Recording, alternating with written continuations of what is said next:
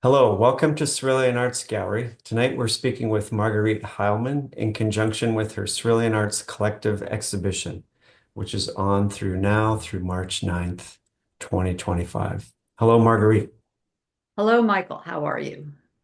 Thanks for being here tonight. My pleasure. So please tell us about your show. Okay, so the series that I'm showing in this show, I'm calling Inishowen Intonations. It's a visit to some of my favorite places in Inishowen, County Donegal, where I've been going since 2011 to paint and make art. Um, And the pieces, as Tina is showing you now, is one of my fabric collages. The series consists of both painted oil painting on panel, as well as these fabric collages. Um, the fabric collage, this particular fabric collage, is and is it well, there's two types of fabric collages. The one on the left is a more traditional quilt making process where you piece together the background fabric and then I've applied applique to the surface. The one on the right is what they call raw edge applique, which is a little bit more like making collage with paper, where you cut the shapes that you want and you stitch them down, creating overlaps to suggest foreground and background. This is an image of Kinnigo Bay, which is very near where I stay. These are commercially purchased batik fabrics, so I haven't painted the fabrics or adjusted them on this piece, but in some places I've provided just an edging stitching to hold the piece down.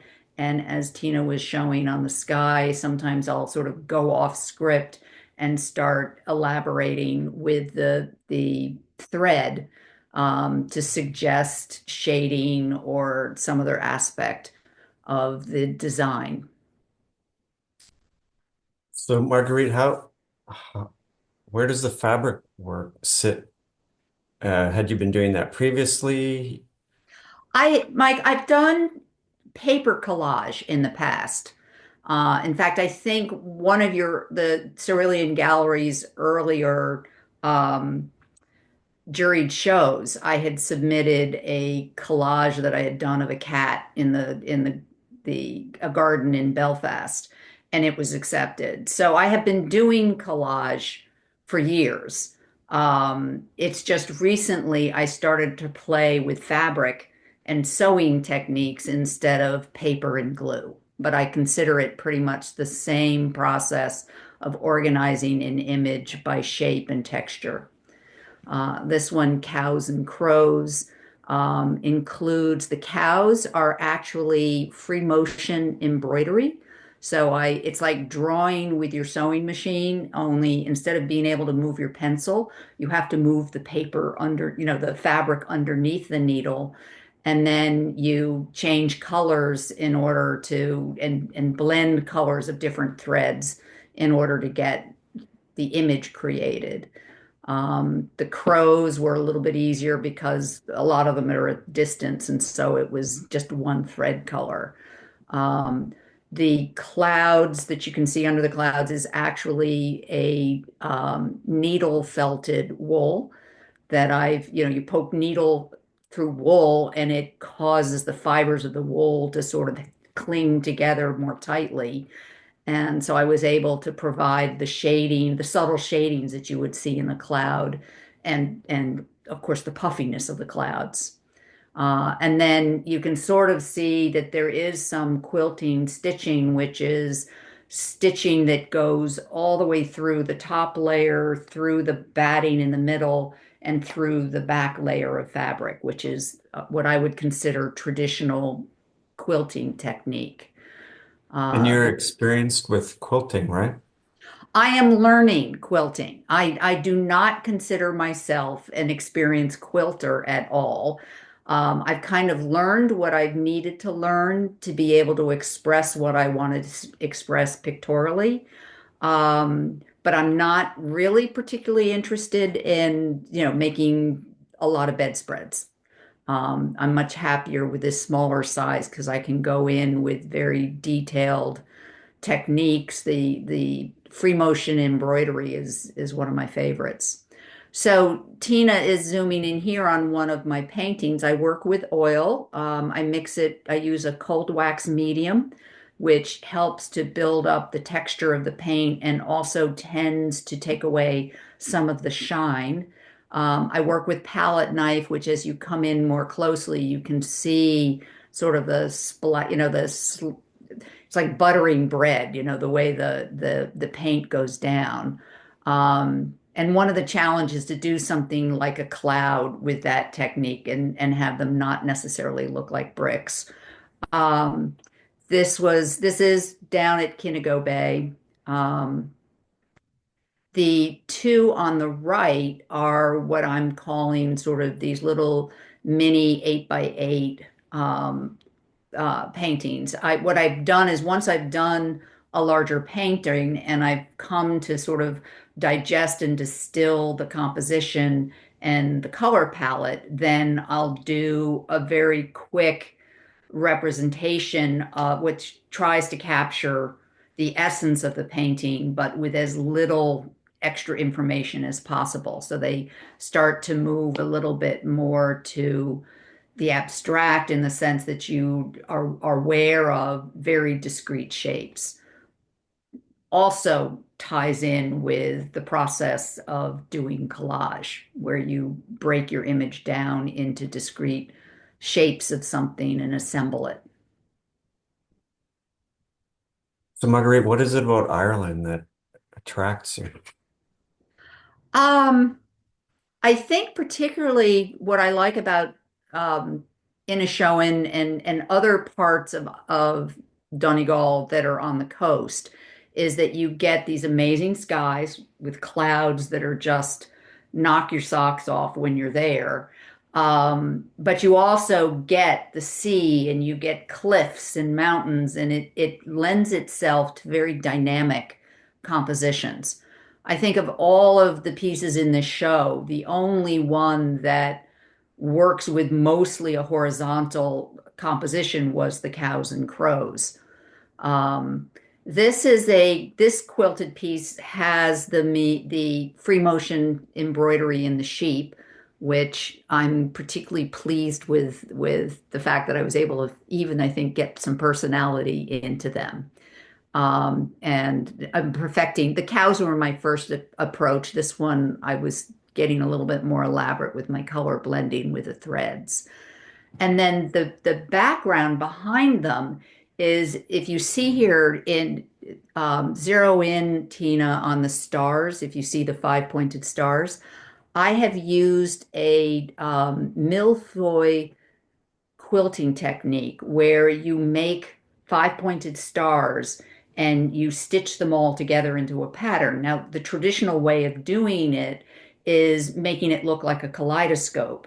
What I saw was the opportunity that I could provide structure to this crazy mixed up hillside, and yet I wanted the pieces of fabric to also speak to sort of this wild, unkempt brush and heath and trees that you often see on the side of a glen.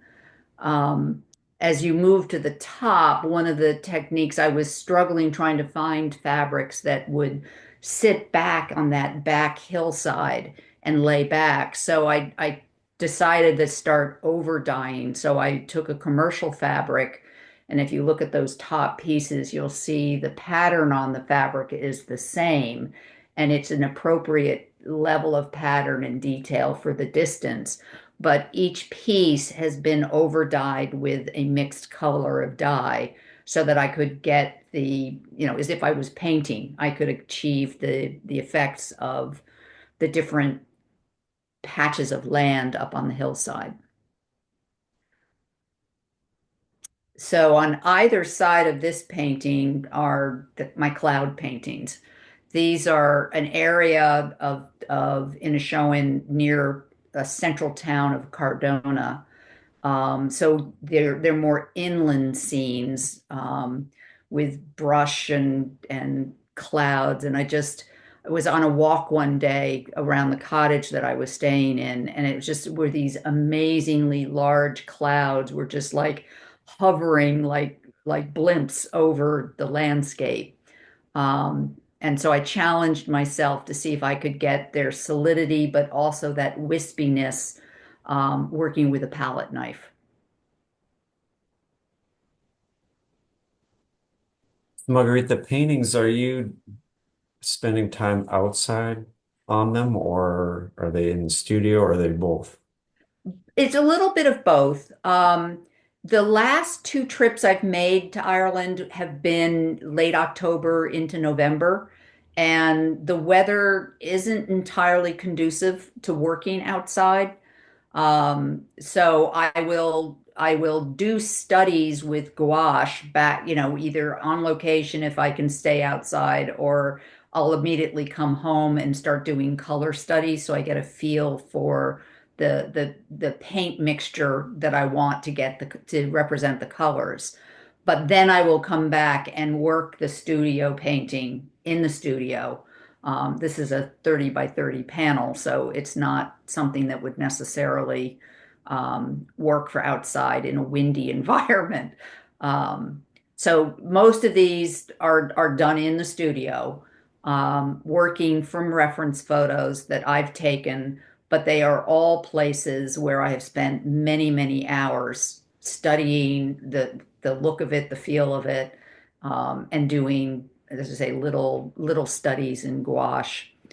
Um, so the little square one in the middle is also part of the cloud series, and having done very detailed paintings of the clouds, I then wanted to come back with sort of my impression of cloud, and not make it a portrait of a cloud, but using many of the colors that I had mixed to create the illusion of the cloud. I've made this a more abstract um, composition that speaks cloud.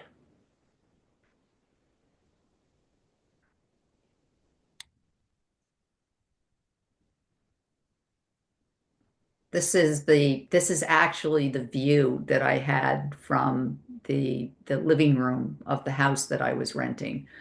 So every morning, day and night, I'd look out the window and I would see these fields with the sheep on them and the cleft of the glen going. This is Glen going, and actually at the end, at the cliff, it drops down to, several hundred feet to the beach below. The sun rises over that hillside, and you get an amazing sunrises. And then at night, at sunset, as the sun drops down the other side of the glen, you see a shadow descend over that hillside. Um, in this particular painting, I was trying to get the feeling of the glen on a late October day with raking light, even though many of the trees have either turned color or lost their leaves. The grass in Ireland is always green. Um, and so I was struck by its greenness, and I wanted to challenge myself to try to capture it in that painting.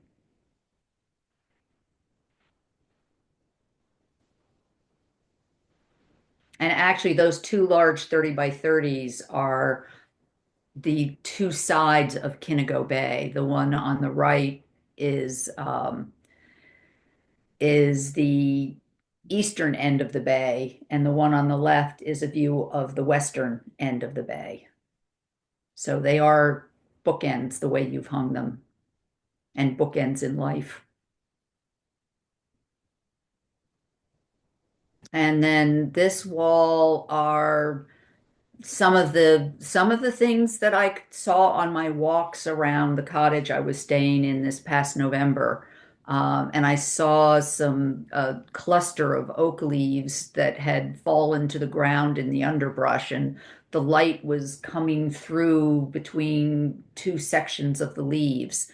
Um, and I wanted to paint that. The one This is the abstract version that actually came second after this one, which was my first pass. I find that I need to paint something literally first. I have to do the literal story of this is a leaf and it's in grass.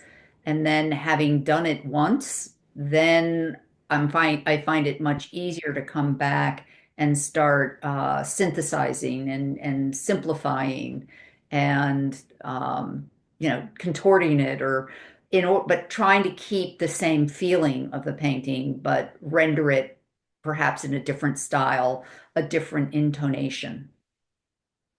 And then the little 8 by 8 summary, the top one is I had this paint left over on my palette, and having just worked through this image a couple of times, I challenged myself to sort of lay paint down and not fuss with it, but to put it down and build a construction that worked compositionally, but also spoke to kind of like an after image of the original painting. The one on the bottom is actually the that same idea for the next painting that's coming. An old barn on the road with a just in a beautiful array of light hitting the clouds. I was waiting for a friend who was coming up from Derry, and I had stepped out of my cottage to go to the edge of the road to help her find, when she came up the road to where to turn in. And the sky was just ablaze with this amazing light in the cloud, and there's a pear tree where the leaves had started to turn orange and yellow, and the light was catching it. And there was just this amazing dialogue going on visually between the leaves in the sky and the clouds in the sky, all set against a very derelict old dark barn. Um, so that painting actually kind of happened very quickly once I started it. It was very fresh. The energy of it was very fresh in my mind. So that's my little tour for you of Inishowen. We still have the outside wall. Oh, I thought we had started with the outside wall. Mhm. Oh, we didn't. We start. Okay. So these three are probably are all these are from the Glenagivny, similar to some of the fabric collages. And this one in particular is probably the furthest that I have pushed the storytelling to be just about color and shape and composition. And you can see, the paint's just being laid down in rough squares. But I'm trying to create the energy and the movement through the juxtaposition of color and the texture of the paint. This is similar, but I think well, it's probably similar in that those two white squares are actually sheep. But I've just chosen just to represent them as white squares against a backdrop. And then this painting also has sheep, but I've done a little more rendering of the sheep to give them heads and put some highlights on them where the sun is hitting them. And this painting corresponds to the fabric collage that is on the opposite wall. It is two sheep. It's the same as the two sheep, only with paint, I was able to put was able to put a third sheep in because I thought it helped the composition.